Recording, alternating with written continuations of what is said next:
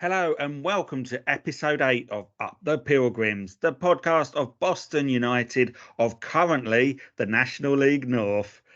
I am Damien and I am once again joined by Tom the Hulkster Stedman and David Super Mario Gatons. So guys, hello, how are you? Very Yeah, well, thank you. yeah, decent. I got a banging headache, but it doesn't matter because Boston are in the playoffs. Of course, yes. Yesterday, we're recording this currently on Sunday, and yesterday Boston went down to Hereford United, took on Hereford, and Stedders. Tell us about it. Start off.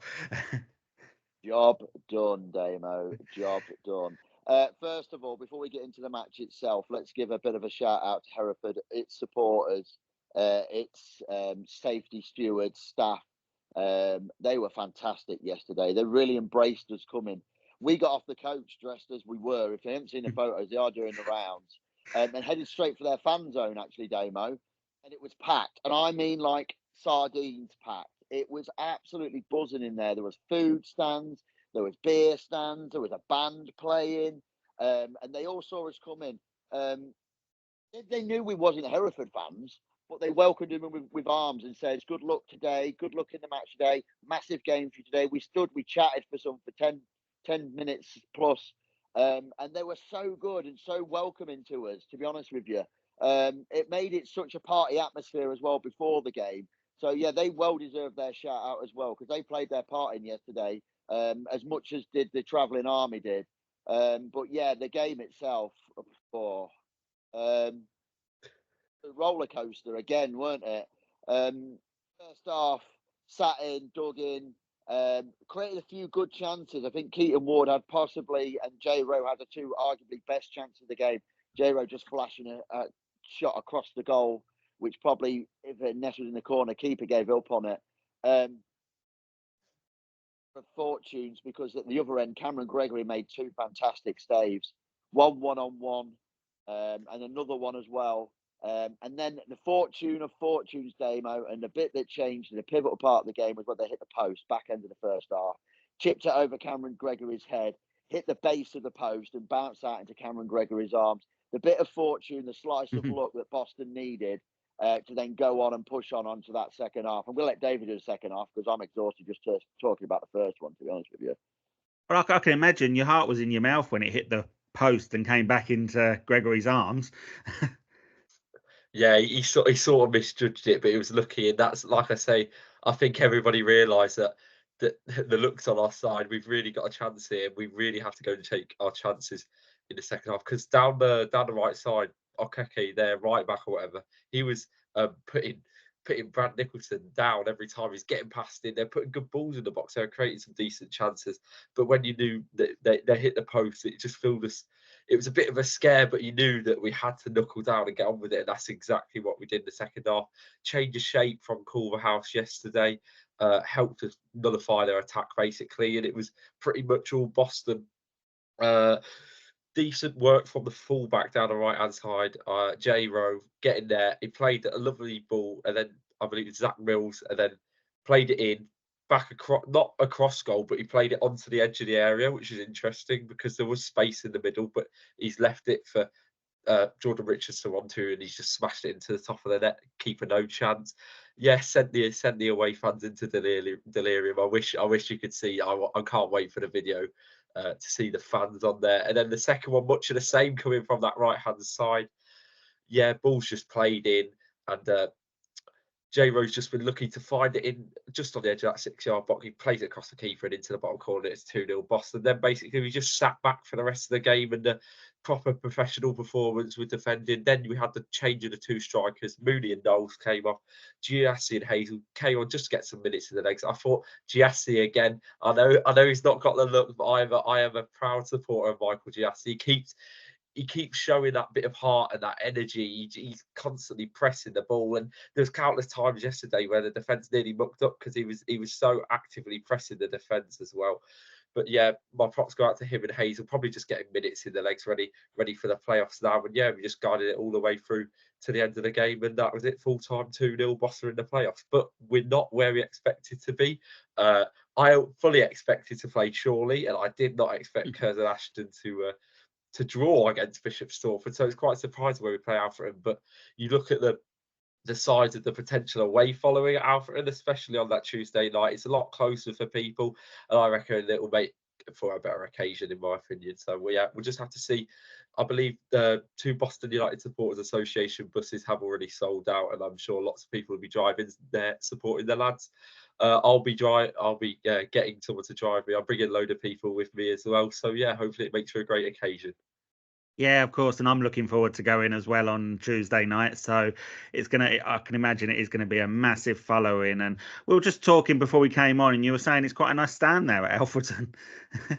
Yeah, quite a nice cop end. I believe it's got over 1,000 capacity, so we should be all right. I'm gonna say we're gonna take about 600. I reckon that might be a bit ambitious in some places, but Tuesday night, like I say, you got to look where it is, and it is probably the nicest part of the ground, which is the weirdest part, because I'm not a big fan of the rest of the ground, but that big stand behind the goals where we'll be put, I imagine, and yeah, it's just it'll make for a nice bit of atmosphere, especially because the goal is actually really close to the edge of the stand as well, and it's quite steep as well, so you've got a good view.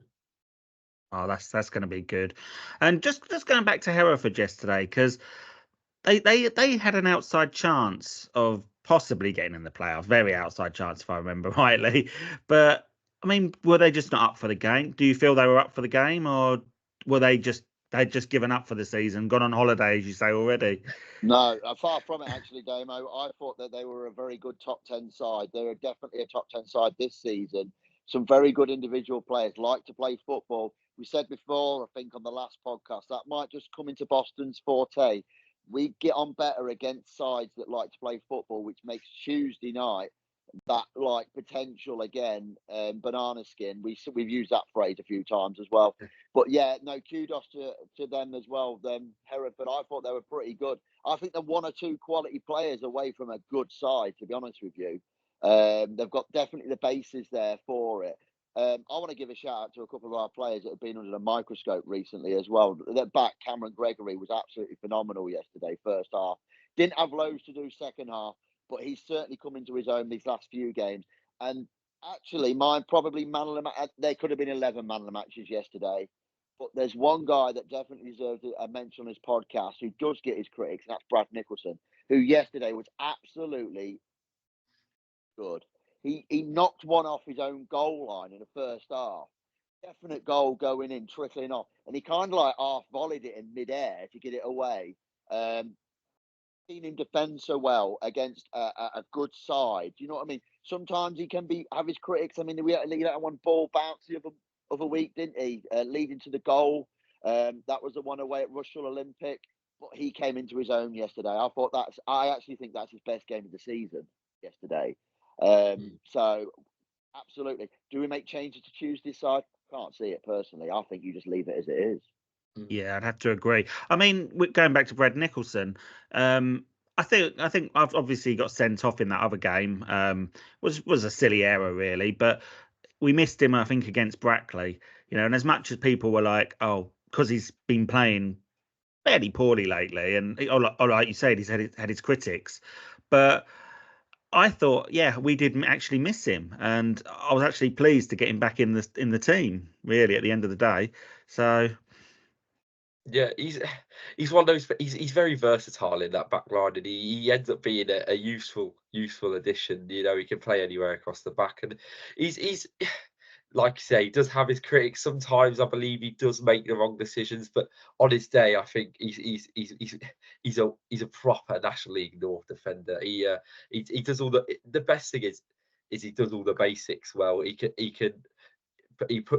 wears his heart on his sleeve. He goes in for the hard challenges. He doesn't show any fear, and that's akin to the whole Boston side as well. At the moment, we're not showing, especially with these young lads.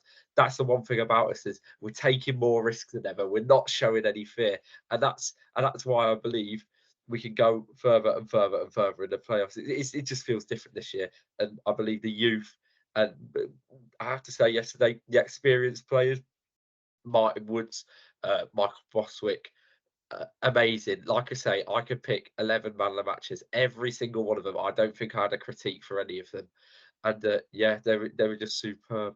It was just a superb performance. That's all I can say. And how about Dylan Hill? Did he have another good game? Because obviously he's been playing very well lately, and as we mentioned on the last podcast, undroppable at the moment. And still remains undroppable, Damo. Absolutely terrier again inside there. What we expect of him now, I think, you know what, we would only notice now if he doesn't do what he does nowadays, if that makes sense. Any games that he doesn't now go and run his absolute socks off for 90 minutes, he will now get highlighted because he set his bar so high. But credit to him, like I say, he's played himself into this side. And any remaining games of this Boston United season, he starts. He must be one of the first names on that team sheet currently. They must think to themselves he has to play, and like I say, it's absolutely bad. And we got and the other great thing about yesterday was we got 90 minutes into legs, didn't we? 90 minutes into legs that we don't usually get. They changed the front two, like we said, in Jacob Hazel and Giassi. That was the only two to rest the others for 15 minutes. But we got 90 minutes. I didn't even expect Martin Woods to play yesterday. The way he came up onto that game the other day, I wouldn't even expect him to be on the team sheet. Because I did have a little look at the training video, and I was a bit sceptical because there was no signs of him, but there was Jordan Richards. So I had half an idea that Rico would be there. But the fact that Woods actually played phenomenally again in the middle of that midfield yesterday, at the age he's doing, and like I say, to pick up a knock this late in the season, he said himself, I think, on one of the interviews, that it's just something like a minor knock. And the man's a warrior. Absolutely. And he could, and again, you're going to need him come Tuesday night when they're going to come with balls aerial in the air. You know what we're going to get from Billy Heath's side, don't we? We're going to get an aerial battle. Boswick when he's going to have to win more headers than yesterday, and the likes. I think again Nicholson has to play just for his aerial defensive side of work. But yeah, 11 man of the matches. Dylan Hill certainly up there again. And I wouldn't be surprised if he has an absolute pivotal part to play come Tuesday. So we start off on Tuesday. Alfreton then, as we say, away. Like we say, it's not going to be easy. It's never easy against the Billy Heath team. But you think Boston can do it? If we play our way, we cannot get. I went there in September and we got tonked 4-0. That was a horrible watch. It was bloody boiling, standing in that tin end, and it was a horrible watch. I remember they absolutely outplayed us, but that was when this side was just starting to getting through the gears, just trying to start off. And as we've seen the real progression this season. If we play our stuff, we just got to do us play the ball on the floor, keep it on the floor. Don't get roped in to winning these second balls and these aerial battles, because we're good enough. If we keep the ball on the floor, we will create chances, and it's just whether we can stick them in the back of the net or not that's the real question. But yeah, we cannot get roped in to winning these bloody aerial battles. It's horrible to watch. I imagine it's horrible. It is horrible to play, and I've played in some games like that before. It's awful, but you just have to play our way and believe in the system, believe that the players can do it. I'm sure we'll be there. I think I've managed to watch a few Boston games away from home on the television this season, and that is one game that unfortunately does stand out for me. The Alfreton game, 4-0 wasn't it in the end? And Boston were just such a poor team on that day. Don't remind me. I do remember it very well, and sitting in my lounge, fortunately, probably, and not in the stand, like yourself. So that was probably a plus point for me. At least I could just switch the TV off and after that and not suffer too much. But yeah, like you say, I mean, we've just got to play the way we play. Get the right team being picked. I mean, it sounds like yesterday a lot of people do criticise Cully's man management. I've heard a few people say about, in the actual game or the game management, he doesn't seem to always get the right substitutions, etc. But it sounds like yesterday he did get it spot on, especially with taking off the two forwards at the right time. He got it bang on yesterday, to be honest with you, Damo. Like you say, perfect substitutions at the right times, resting them front two who have been phenomenal all season. But yeah, he got it, figure out that he needs to change that shape at half time, something that he's been very, very reluctant to do in some games this season, isn't it? And try and chase that win. They just knew how important that win was yesterday. Might have to change shape during the game on Tuesday when they come up against this very big aerial side. And don't forget, there'll be a few former Pilgrims in their ranks that want to spoil our night, won't they? Jordan Pulis playing up front, and obviously the goalkeeper as well, who got quite a bit of stick down in the JCS earlier this season. Yeah. So George Willis, weren't it? So yeah, That's right. Plenty of players over there with Boston ties that want to get one over us. And I'm pretty sure David will think the same. Yeah, he'll be getting more stick if he time wastes like he did that time at the Jakes. Yeah, could have added on an extra 8 or 10 minutes, but yeah, they'll be absolutely itching to spoil our run. And yeah, they're quite a unique side, to be honest. Not many sides play like this. Tamworth have done well playing sort of the same system basically, but it just gets results, and it just, you can't really predict how the game's going to go out, because when like I remember Dino was talking about it last week, when the ball's up in the air, you can't predict what's going to happen, and it just adds that little bit of uncertainty. And all they'll try and do is just test the back line. But we've had a few performances this season where we've played these bigger, sort of more aerial sides, and we really stood up to it. So you just got to hope everybody's up for it, which they should be. It's a playoff quarter final. We should be up for it, and we should be playing at our very best. And we should just peak around now, basically. Well, not peak. We'll peak when we win the playoffs, obviously. Of course. And can I just get this right? It is extra time and penalties if it's a draw at 90 minutes. Yeah. So just a quick shout out as well, Dame. I don't think that they realise just how much difference the fans make as well, as from yesterday. If you watch back the videos, I watched the back of the second goal today. The roar from that away end when that second goal went in. I mean, the first one was, I'm sure I've not seen the first one back yet, but unreal, absolutely unreal. And the minute we walked in that ground, David, yesterday, they were chanting, weren't they? And we did not stop singing the whole game. And Woodsy, again, on the post-match interview, mentioned just how important a role these fans can play. You've got to go there. You've got to get behind them. It's going to be ugly. There's going to be times when the set pieces are going to come flying into our box. They're going to chuck it in when they've got a throw in, a Brad Nicholson-esque, aren't they? At every opportunity, they're going to go for it and put pressure on our back line. We've just got to believe in them defenders. And like I say, get behind the lads. You don't realise how much difference a big roar from behind that goal could make come Tuesday night. There's a fair chance that they're going to bring a few fans, but I don't think their average attendance is great, if I remember rightly, from the league this season. So, but obviously there's going to be them ones that are just going to come for this playoff game. But yeah, Boston fans, get behind the lads. And it makes a difference. You don't realise how much difference it makes them. That little bit extra push, that little bit extra adrenaline inside their bodies to go for it might just be the difference. You never know. Really looking forward to it now. Really up for it now. Bring on Tuesday now. That's Absolutely. what I say. Well, I've been looking at some of the stats this morning for when we played Alfreton, especially at their place, and well, the head-to-head record history is Alfreton have had 4 wins. There's been 3 draws and 5 wins for Boston. So, and I did see a stat late yesterday. I can't find it now, but it said that Culverhouse has had more wins over Billy Heath.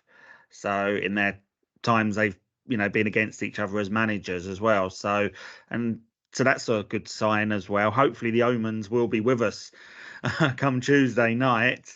We won't have any nuns to help us pray for the win this time. So, yeah, not like yesterday. Yeah. I did see some of them pictures, and it's either, when I've gone on social media today, it's either a picture of a nun or Hulk Hogan.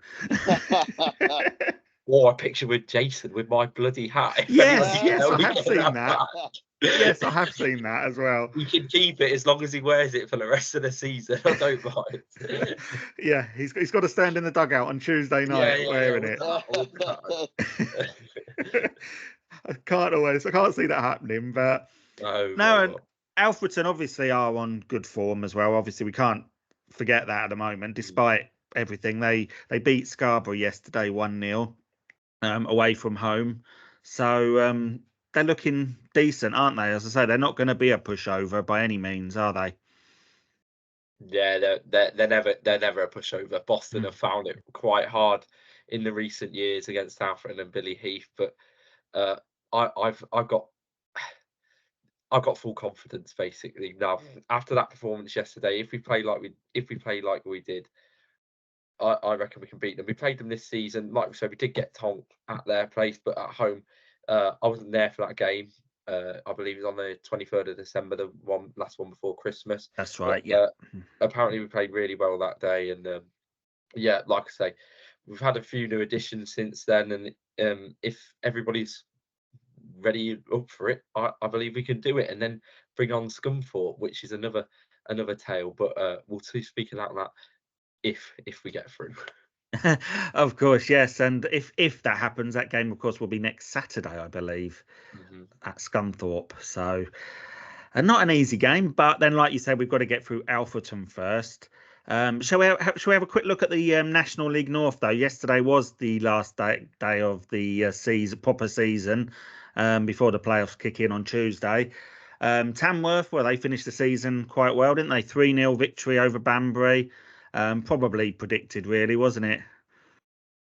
Yeah, you can't see anything else but a Tamworth win there, and they've got the points obviously well in the bag before celebrating their title victory, and then that obviously brandishing Scunthorpe to lower down the pecking order and a potential. Not a Lincoln. What we call it, a Lincolnshire derby? Yeah, we'll call it a Lincolnshire. Could do, yeah. Derby. Why not? Eh? Why not? At Blandford Park next Saturday. Yeah, but Tamworth worthy winners in the end, weren't they? So yeah, good luck to them next season as well. Like I think we said a few weeks back, I think they might struggle in that one above, but Yeah. they've earned their right for it, haven't they? And that's the point. They've earned their shot at it, and that's all Boston really want, isn't it? We just want to go at it. Yeah. Well, I think Tamworth, if they play the way they've played all season, which is their own way, then if they carry that on into next season, who knows what could happen? Yeah. I've said this before, they got quality manager, and I believe they kept most of the squad from last season. And that just shows the power of just keeping the spine and that nucleus of the team. If you can carry on and you've got momentum, what's that? 2 promotions in a row.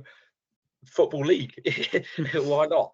But yeah, they might get found out next year. Obviously, it's a higher quality league. We've seen Kiddie go up there, coming straight back down, sadly. But they had a horrendous. Sorry, they had an amazing run into the playoffs last year, and it's sort of akin to what Boston are doing now. So we hope we can take note of that and hopefully do the same. Yeah, absolutely. Looking forward to that. And of course, yesterday, one of the most important games besides Boston's result that they were looking out for was Bishop Stortford against Curzon Ashton. And obviously ended 0-0, which helped Boston finish 6th in the end and not 7th. Bishop Stortford obviously down this season, but managed to get a decent point there, and they were down to 10 men as well. So a good point for them, wasn't it, to end the season on? Yeah, they fought to the bitter end, didn't they? Like you say, the goal for thinking quality was there to see. Again, I don't think it was one of the worst sides when it came to the JCS, to be honest with you. No. When what we played in that day, I mean, I think it was 3-0, wasn't it? I think the overall score. That's right. But it didn't really reflect the game from a Bishop Stortford's point of view, to be honest with you. But no, they were well down. And of course, I know you're coming on to it, Damo, but we have to talk about the survival experts that are Barnsley Celtic. Oh, David got it right. I told you. We told you, Damo. We told you. Yeah, of course. Farsley won 2-0 at home to Buxton. And in the other game, which would have affected them, Blythe Spartans lost 5-1 at home to Brackley Town. So which sends Farsley Celtic, well, keeps Farsley Celtic up and sends Brackley Town, I wish, Blythe Spartans down.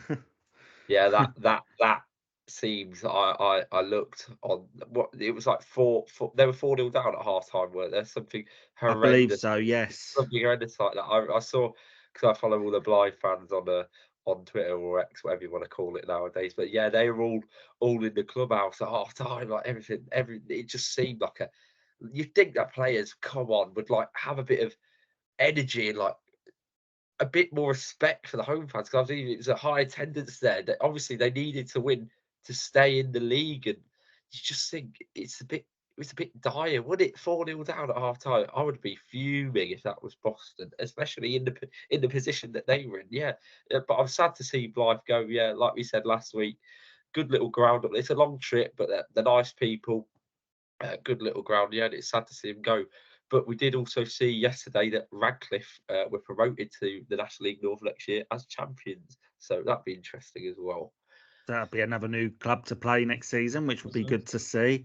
But just going back to Blythe, they have got new owners as well, haven't they? They had new owners. It was just around the time Boston went up there, if I believe, right? Haven't really had much of an effect since that game, really, have they? No. Dropped like an absolute stone. So unless it's going to be a massive rebuild for them in the summer, isn't it? Completely. Like David said, I actually enjoyed my trip down there this season. Nice ground. Got behind the team, quite vocal. And a bit strange to see they drop like an absolute stone. Though, yeah, they're going to have to start investing some of that money, aren't they, from their new backers back into the team to get back to where they want to be. Because, like I say, a good following up there as well. They get some decent attendances. So yeah, for them to fall off the form wagon like that towards his back end of the season was a real surprise to me, to be honest with you. But they're gone, and like we say, Farsley just waved that magic wand on the last day of the season. Pull out a win against Craig Elliott's last game against Buxton as well. His last game in charge of them, so they've gone out with a damp squib as well, haven't they? Out the management door out of that club as well, because they're left from there now. So, but yeah, come on, Farsley, you just might as well just like I said to him. I think they tweeted out yesterday that it's 2-0. We're finally staying up for the season. I said just save this tweet and just save the dates next year. Because Yeah. they'll do it again. They'll do it again next end of the season, won't they? They'll do it again exactly the same. And if you can keep doing it, Damo, like we say on here, momentum sometimes is that all they've got to do is say, well, look, we've done it before, boys. Again, we know what we're capable of. And they've done it again. They pulled it out the hat again. Yeah, exactly.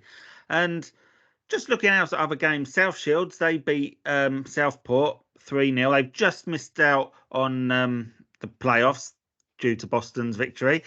But yeah, do you think South Shields fans would be happy? I mean, they had a storming start to the season, didn't they?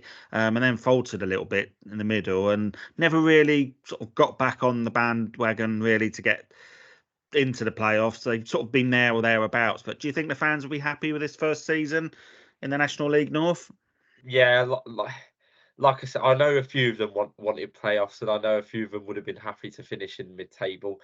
I believe in that upper stages of mid-table, just edging out on the playoffs.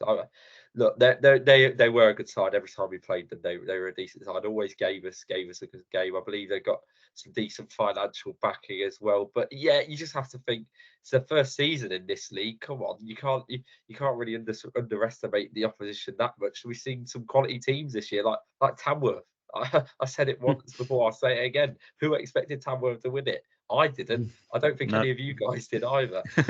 There we go. You cannot underestimate anyone in this league. Anyone can beat anyone. And that's the thing about the National League North. Anyone can beat anyone, and anybody can give anyone a game. Definitely. And of course, Spennymoor beat Kings Lynn 3-0. They started, obviously, this year, they've started a bit of a comeback, but probably just a little bit too soon for them to sort of obviously reach the playoffs.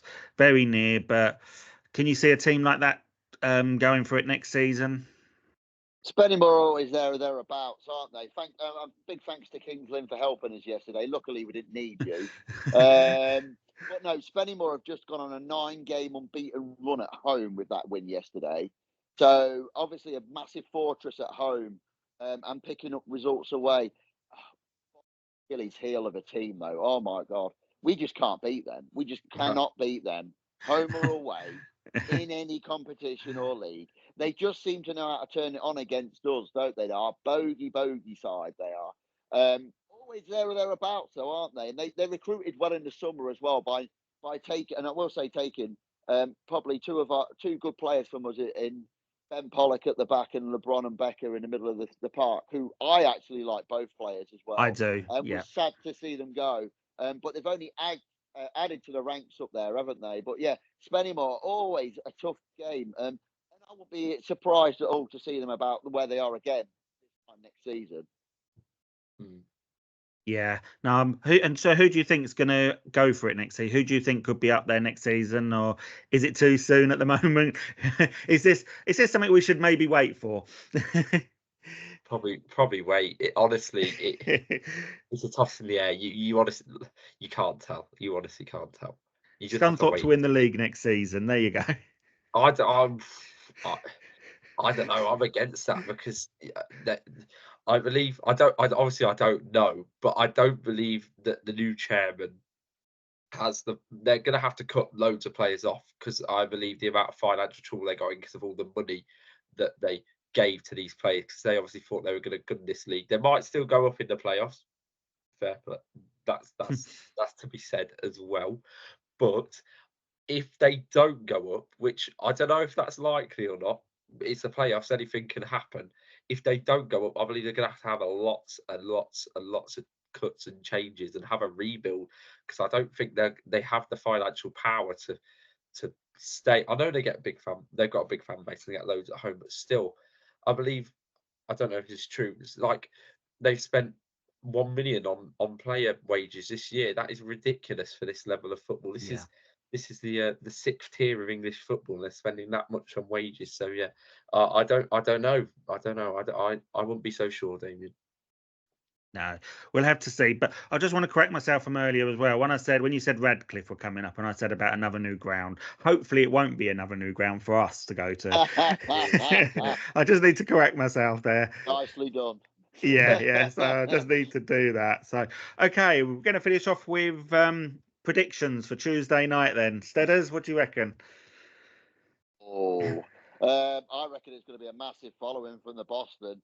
I can see us beating them. I can see us beating them. I just don't think we're not conceding goals as well, are we? So we're not letting many in at the moment.